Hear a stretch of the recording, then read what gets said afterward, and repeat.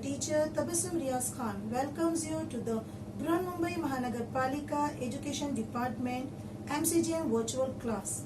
Let us start our lesson by this presentation. प्यारे बच्चों, बृहन्मुंबई महानगरपालिका की MCGM वर्चुअल क्लास में मैं आपकी VTC मौलिमा तबस्सुम रियाज खान तहे दिल से आपका इस्तकबाल करती हूँ। तो चलिए शुरुआत करते हैं हमारे आज के लेसन की।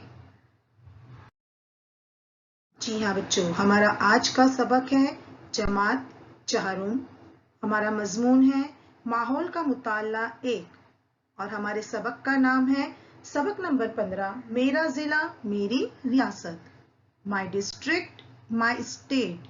और मैं हूं आपकी VTC मौलिमा तबस्सुम रियाज खान। तो चलिए शुरुआत करते हैं बच्चों।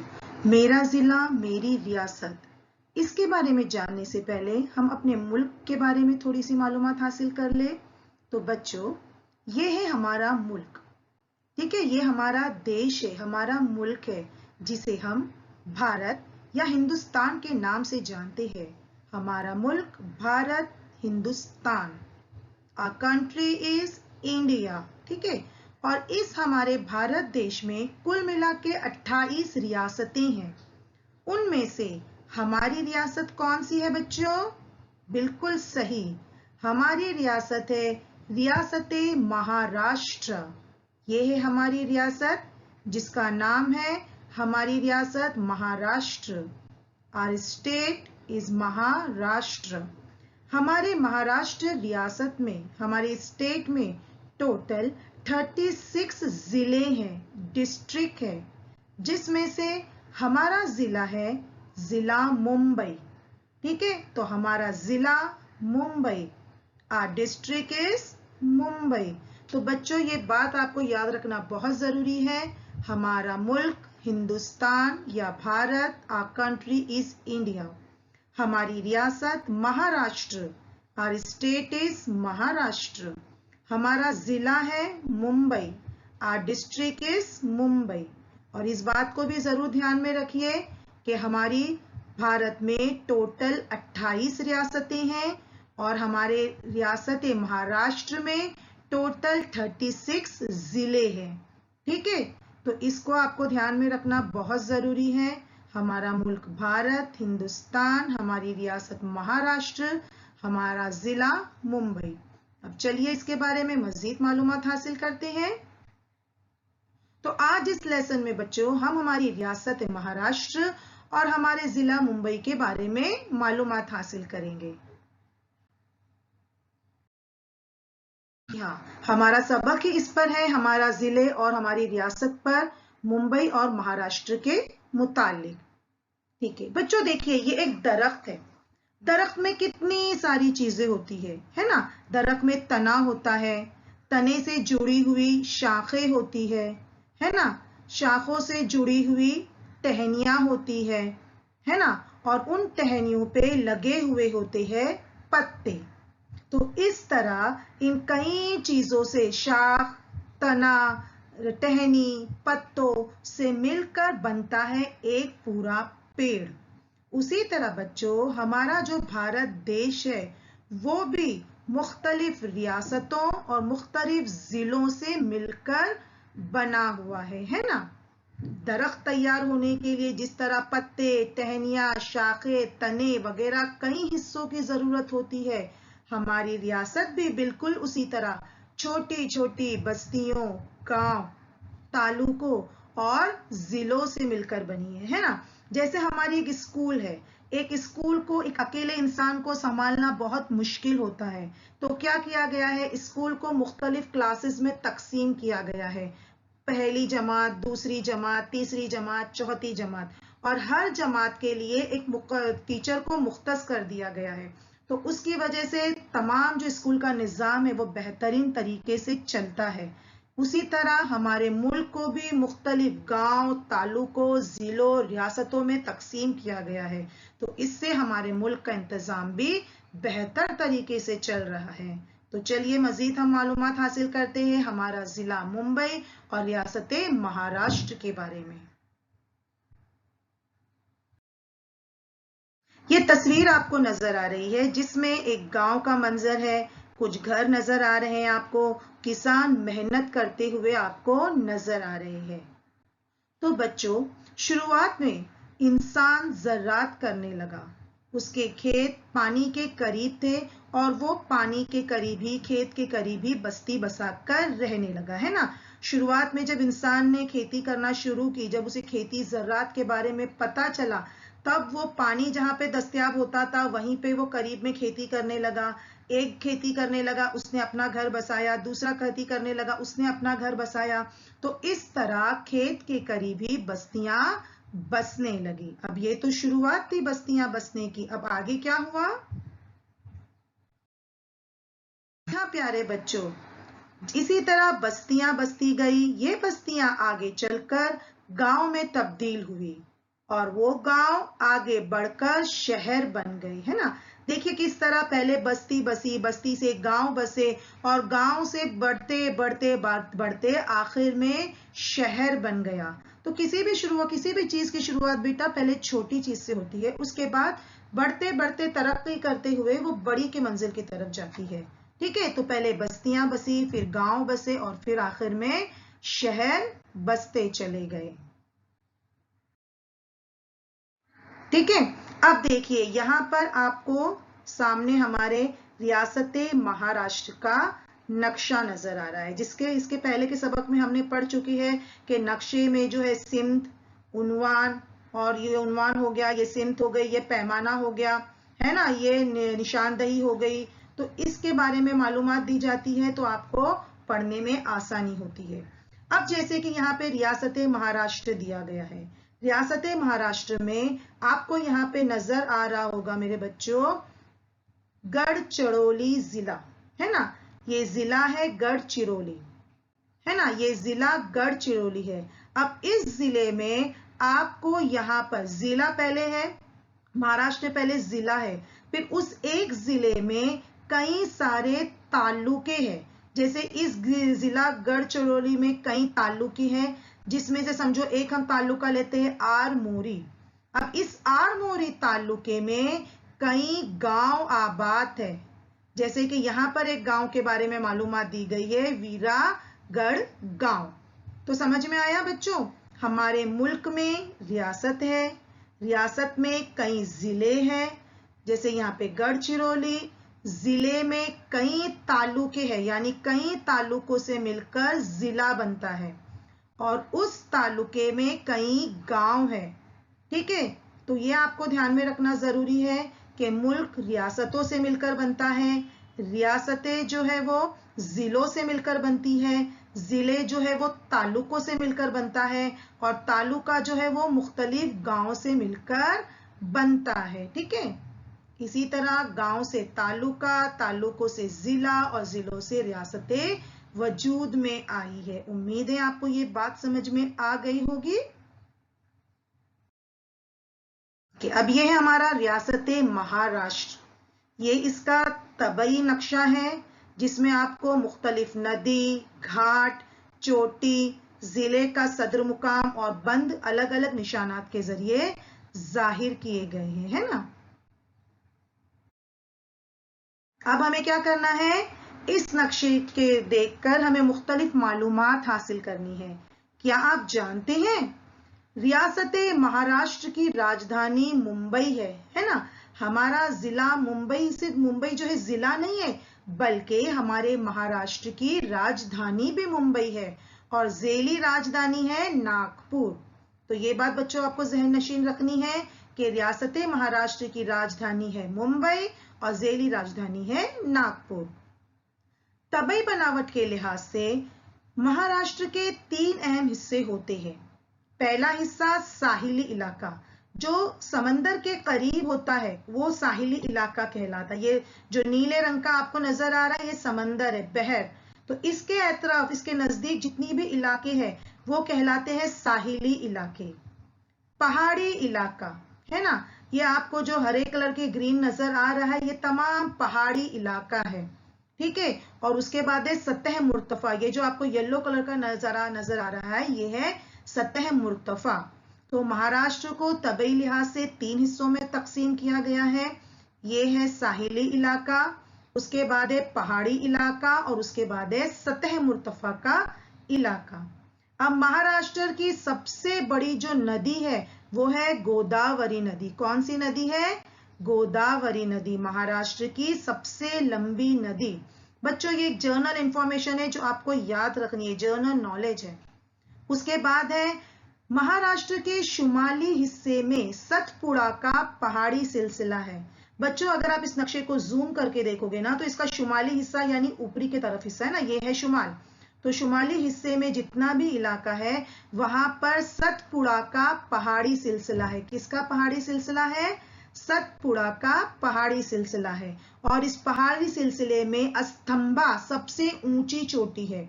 पहाड़ का जो ऊपरी हिस्सा कहलाता है, सबसे ऊंचे पहाड़ का जो सबसे ऊंची हिस्सा कहलाता है वो होता है पहाड़ की चोटी।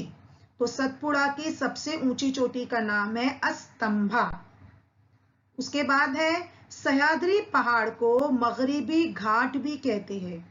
महाराष्ट्र में सह्याद्री पहाड़ का भी पूरा सिलसिला फैला हुआ है और उसकी जो सबसे ऊंची चोटी है उसका नाम है कलसूबाई।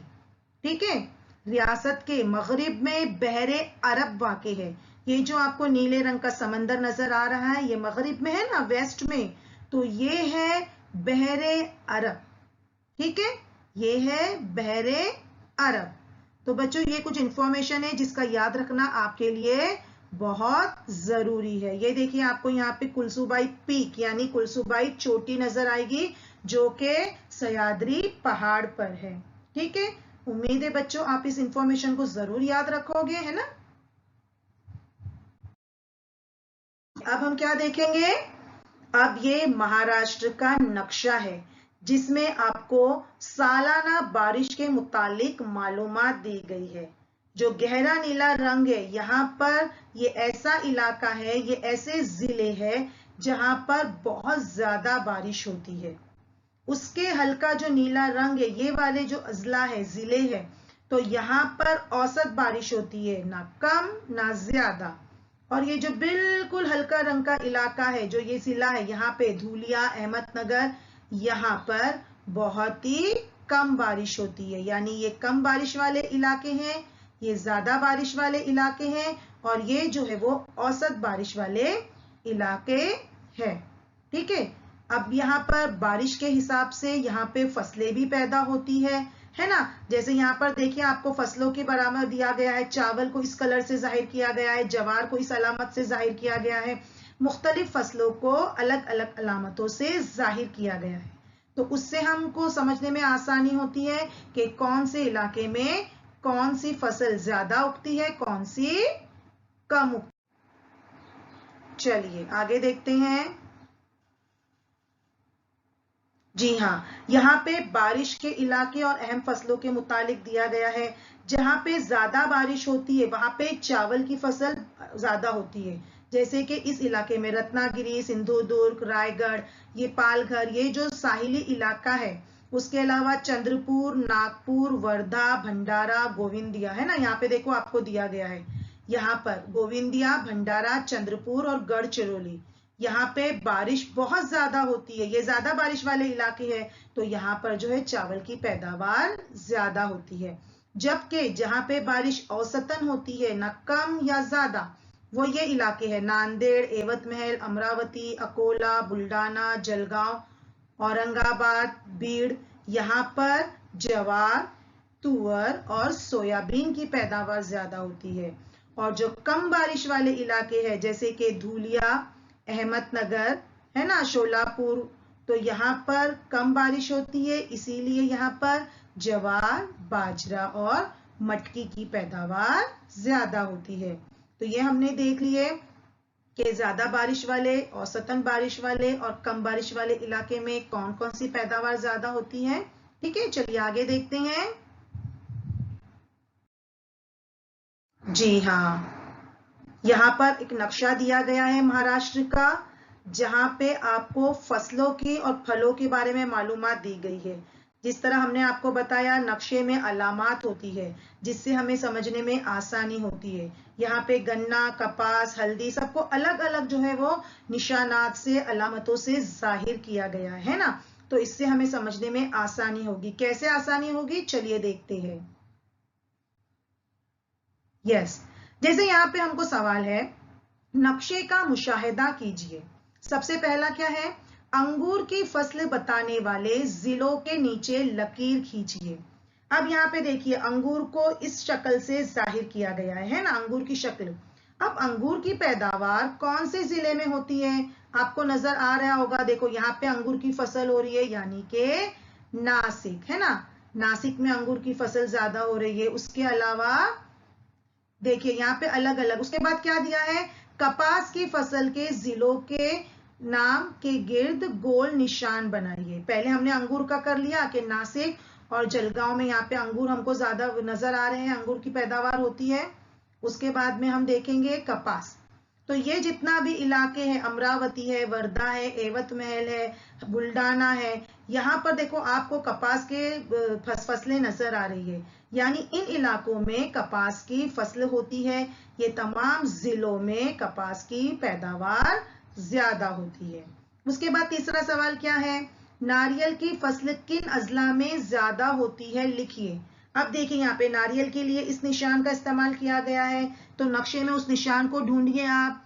यस, क्योंकि नारियल साहिली इलाकों में ज्यादा पाया जाता है, समंदरी के इलाकों में ज्यादा पाया जाता है, इसीलिए यहाँ पर देखिए आपको नारियल के पेड़ लाइन से नजर आ रहे होंगे ना, क्योंकि हमने आपको अभी बताया ये पूरा समंदर के करीब का साहिली इलाका है। तो यहाँ पे जितने भी अजला होंगे, जितने भी इलाके होंगे, वहां पर नारियल की पैदावार ज्यादा होगी। जैसे कि उसमें सिंधुदुर्ग आया, उसमें रत्नागिरी आया, है ना। तो इस तरह नक्शे की मदद से मेरे बच्चों हमको जो है किसी भी चीज की मालूमात हासिल करना बहुत ही हमारे लिए आसान हो। चलिए आगे देखते हैं।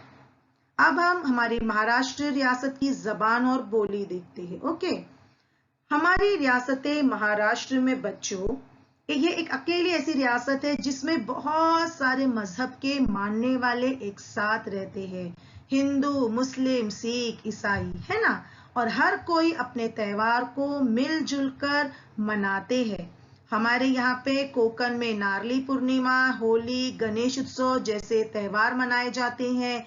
ईद, दिवाली, दशहरा, क्रिसमस त्योहार मनाए जाते हैं। सतह मुर्तफा के इलाकों में ईद उल फित्र, ईद उल जुहा, दशहरा, दिवाली, बैलपोला जैसे त्योहार भी मनाए जाते हैं। और आप जानते हो बच्चों, हमारी रियासत महाराष्ट्र के दो जो है वो कौमी त्योहार है हमारे मुल्क के, जो पूरे मुल्क में जोश व खरोश से मनाए जाते हैं। वो है 15 अगस्त इंडिपेंडेंस डे, है ना, यौम आजादी, और 26 जनवरी रिपब्लिक डे, यौम जमहूरिया। तो हमारे मुल्क के बच्चों कितने कौमी त्योहार हैं, 2। पहला है इंडिपेंडेंस डे, यौम आजादी 15 अगस्त, और दूसरा है 26 जनवरी रिपब्लिक डे, यौम जमहूरिया, है ना। बच्चों, रियासत महाराष्ट्र यकुम मई यानी 1 मई 1960 में वजूद में आई, है ना। इसीलिए 1 मई को पूरे मुल्क में महाराष्ट्र डे मनाया जाता है। तमाम स्कूलों में जो है, ऑफिस वगैरह में इस मौके पर जो है झंडे लहराया जाता है, हमारा तिरंगा लहराया जाता है। तो महाराष्ट्र रियासत कब वजूद में आई, यकुम मई 1 मई 1960 में वजूद में आई। और हिंदुस्तान की रियासती जबान की बुनियाद पर तकसीम किया गया है, और हमारी महाराष्ट्र की रियासती जबान है मराठी, है ना। आप देखते होंगे बच्चों, जब आपके घर वाले कोई सरकारी काम करते हैं तो तमाम कागज जो है वो मराठी जबान में होते हैं। क्यों, क्योंकि हमारे महाराष्ट्र की रियासती जबान है मराठी, है ना। बच्चों ये इंफॉर्मेशन आपको रखना बहुत जरूरी है। इसके अलावा भी हमारे मुल्क के महाराष्ट्र के मुख्तलिफ हिस्से जैसे कोकण, विदर्भ, खानदेश में अलग अलग जबानें बोली जाती है। जैसे कोकण में कोकनी या मालवनी जबान बोली जाती है, मालवनी। विदर्भ में वरहाड़ी जबान बोली जाती है और खानदेश में अहिरानी यानी खानदेशी जबान बोली जाती है। तो ये हो गई हमारे रियासत महाराष्ट्र की जबान और बोली के मुतालिक मालूमात। ठीक है, चलिए आगे देख। हमने क्या सीखा? उम्मीद है बच्चों आपको इस सबक में जो भी बताया वो समझ में आया होगा। तो हमने क्या सीखा? हमने सीखा अपनी रियासत की तबई बनावट। हमारी रियासत की तबई बनावट को 3 हिस्सों में तकसीम किया गया है: साहिली इलाका, पहाड़ी इलाका और सतह मुर्तफा का इलाका। इसके अलावा हमने क्या सीखा? मौसम, मिट्टी और पानी के लिहाज से फसलों में तनव्वु होता है। जहां ज्यादा बारिश होती है वहां चावल जैसी फसल होती है, कम बारिश वाले इलाकों में अलग फसलें होती हैं, और जो ज्यादा औसतन बारिश वाले जिले हैं वहां पे अलग फसलें होती है। उसके अलावा हमने क्या सीखा कि हमारी रियासती जबान मराठी है और मराठी जबान की भी कई बोलियां हैं। और हमने क्या सीखा कि हमारे मुल्क में त्योहार और तहजीब में तनव्वु पाया जाता है, यानी हमारे मुल्क में, हमारी रियासत महाराष्ट्र में अलग अलग मजहब के मानने वाले एक साथ रहते हैं, अलग अलग जबानों के जानने वाले एक साथ रहते हैं, और वो तमाम त्योहार, ईद, बकरीद, दिवाली, होली, क्रिसमस, पोला, हर चीज एक साथ मिलजुल कर मनाते हैं। इसके अलावा एक बात आपको और बताना चाहूंगी मेरे बच्चों, यहाँ पर इसे हमेशा ध्यान में रखिए कि फसल की ज्यादा पैदावार हासिल करने के लिए कीमियाई खादों और दवाओं का इस्तेमाल बढ़ गया है, लेकिन इसकी वजह से मिट्टी की आलूदगी बढ़ती है ना। जब हम केमिकल्स इस्तेमाल करेंगे तो किसी भी चीज को नुकसान होता है। जैसे हम दवाइयां ज्यादा इस्तेमाल करेंगे तो हमारे जिस्म को इसका नुकसान होता है, तो वैसे ही जब हम केमिकल्स फसलों के लिए यूज करते हैं तो उसका इस्तेमाल करने से नुकसान ही होता है। तो हमें क्या करना है? कीमियाई खादों का इस्तेमाल कम से कम करना है और कुदरती खादों का इस्तेमाल करना है। कुदरती खाद यानी कि गाय का गोबर, सड़ी हुई सब्जी तरकारियां, जानवरों का फजला, ये तमाम चीजें कुदरती खाद है। सड़े हुए पत्ते, इससे माहौल को होने वाले नुकसान से बचा जा सकता है। उम्मीद है बच्चों का सबक बेहतरीन तौर पे समझ में आ गया होगा। तो चलिए मिलते हैं इंशाल्लाह नेक्स्ट लेसन में। तब तक के लिए शुक्रिया, थैंक यू। स्टूडेंट्स, वीडियो को लाइक कीजिए, चैनल को सब्सक्राइब कीजिए। इसके अलावा नीचे डिस्क्रिप्शन बॉक्स में चंद अहम क्वेश्चंस दिए गए हैं जिसे आपको सॉल्व करना है, जिसके आपको आंसर्स देने हैं, और एक फीडबैक फॉर्म की लिंक आपको दी गई है जिसे आपको फिल करना है, ताकि ये वीडियो आपको कैसा लगा इसका फीडबैक हम जान सके। तो please kindly fill that feedback form link. हूँ बच्चों, आज हमने जो कुछ भी सीखा है आपको बहुत अच्छी तरह समझ में आ गया होगा। तो इंशाअल्लाह हम अगली बार एक नए सब लेसन के साथ मिलेंगे। आपको जो होमवर्क दिया गया है आप उसे अच्छी तरह कीजिए। तब तक के लिए अल्लाह हाफिज।